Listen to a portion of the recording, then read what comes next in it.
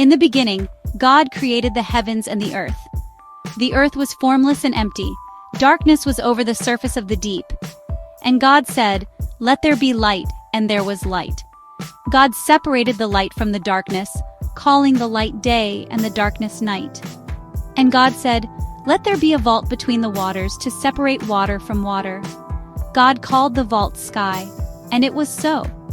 And God said, "Let the water under the sky be gathered to one place, and let dry ground appear." God called the dry ground land, and the gathered waters he called seas. And God saw that it was good. Then God said, "Let the land produce vegetation, seed-bearing plants and trees on the land that bear fruit with seed in it." The land produced vegetation, plants bearing seed according to their kinds, and trees bearing fruit with seed in it. And God saw that it was good. And God said, "Let there be lights in the vault of the sky to separate the day from the night." God made 2 great lights, the greater light to govern the day and the lesser light to govern the night. He also made the stars. And God said, "Let the water teem with living creatures and let birds fly above the earth across the vault of the sky."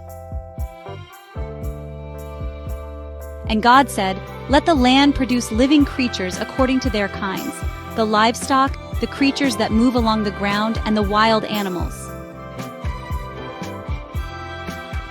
And it was so. God made the wild animals according to their kinds, the livestock according to their kinds, and all the creatures that move along the ground according to their kinds. Then God said, "Let us make mankind in our image, in our likeness, so that they may rule over the fish in the sea and the birds in the sky." So God created mankind in his own image. In the image of God he created them.